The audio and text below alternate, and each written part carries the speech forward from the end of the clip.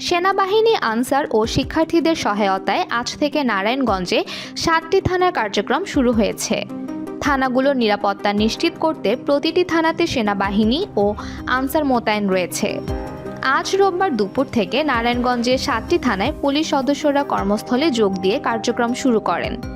থানাগুলোতে পুলিশকে সহযোগিতা করছে সেনাবাহিনীর নিরাপত্তা ব্যবস্থা। নারায়ণগঞ্জে মোট 7টি থানা রয়েছে। সদর, ফতুল্লা, সিদ্ধিরগঞ্জ, বন্দর, সোনারগাঁও, রূপগঞ্জ ও 2500 থানায় পুলিশ কর্মস্থলে যোগদান শুরু করতে দেখা গেছে। কোটা আন্দোলনের পর 5 আগস্ট থেকে দীর্ঘদিন থানার কার্যক্রম বন্ধ ছিল। এর মধ্যে সিদ্ধিরগঞ্জ ও 2500 থানায় আগুন দেয় দুর্বৃত্তরা। এতে করে সব কয়টি থানা বন্ধ হয়ে পড়ায় সাধারণ মানুষ নাগরিক সুবিধা থেকে বঞ্চিত হচ্ছিল।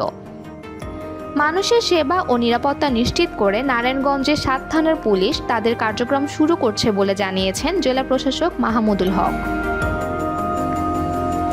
এদিকে নারায়ণগঞ্জে আইনশৃঙ্খলা ও ট্রাফিক সদস্যরা না থাকায় জরুরি প্রয়োজন ও রক্ষণাবেক্ষণে কাজ করছে বৈষম্য বিরোধী ছাত্র আন্দোলনের নেতাকর্মী এবং আনসার সদস্যরা।